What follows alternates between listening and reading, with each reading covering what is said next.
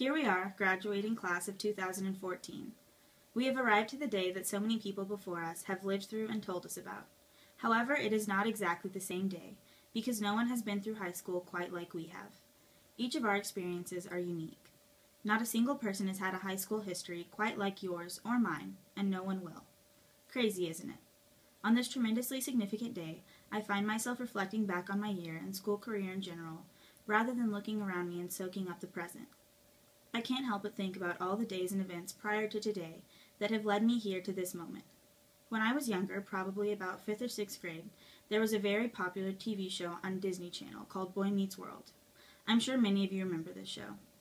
It followed a group of friends who were in middle school, and I remember thinking that all of the characters were so old.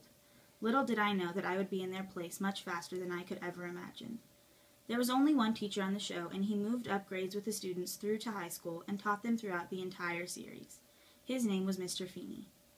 Boy Meets World was on the other day, and I was watching it, and the now 18-year-old Chloe could relate so much more to the characters than I could at 12. I watched the final episode where they all graduate and found myself crying, partially because I'm just embarrassingly emotional at this time of year, and partially because I felt like I was in the same position as all of the main characters. Mr. Feeney offered the students some really sound life advice, and I would like to share it with you all here today, along with my own take on these bits of wisdom. Firstly, sometimes a sure thing is not the best thing. In your life, you'll be presented with many opportunities. Sometimes they will be terrifying, sometimes they will be familiar, sometimes they will be obscure, sometimes they will be sure, but sometimes they will not. It is important when acting on these opportunities that you can differentiate whether you are making a choice because it is sure or because it is what you truly want. Outside of high school, the world is completely unknown to us all. While we have had many experiences within the real world, we have no clue what it is like to live in it day in and day out. There will be so many unfamiliar variables that when it comes time to make a decision, you will feel inclined to choose the sure thing. It will feel comfortable, but always make sure that it is also the best thing. Comfort cannot be valued so much that it clouds your vision of what is right. Sometimes we will have to choose whether to be opulent and wrong, or a little uncomfortable and right. I hope you are able to choose the best thing, even if it is not sure, and find a little bit of comfort in knowing that. Secondly, if you let people's perception of you dictate your behavior, you will never grow as a person. In high school, it's very easy to get caught up in what other people's perception of you is. Starting from kindergarten, there are people that you will spend your entire school career with, so naturally we want to make and keep a good impression on them all. With social media in this day and age, people have a perception of you even before you meet. And if you're out there saying you've never met someone for the first time that you knew you had creeped on in the past, then please do me a favor and stop lying to yourself. We like to think that social media says a lot about us. Okay, yes, perhaps you had a great spring break, but does your Instagram feed concur?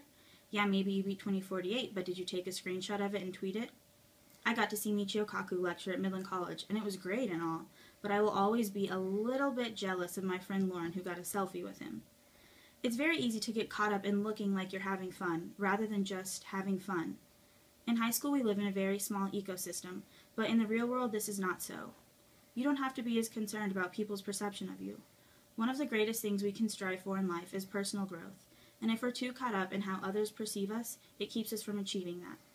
I hope you never once let someone's perception of you dictate your behavior, because it will undoubtedly stunt your personal growth. And finally, you see, it's not enough to leave school and just desire to succeed in this cold, cruel world, because then you've simply become a part of it. You must also have the desire to change it. As we leave high school and enter the cold, cruel world, as Mr. Feeney likes to call it, it is so easy to enter the default setting of merely existing within it. This is not enough.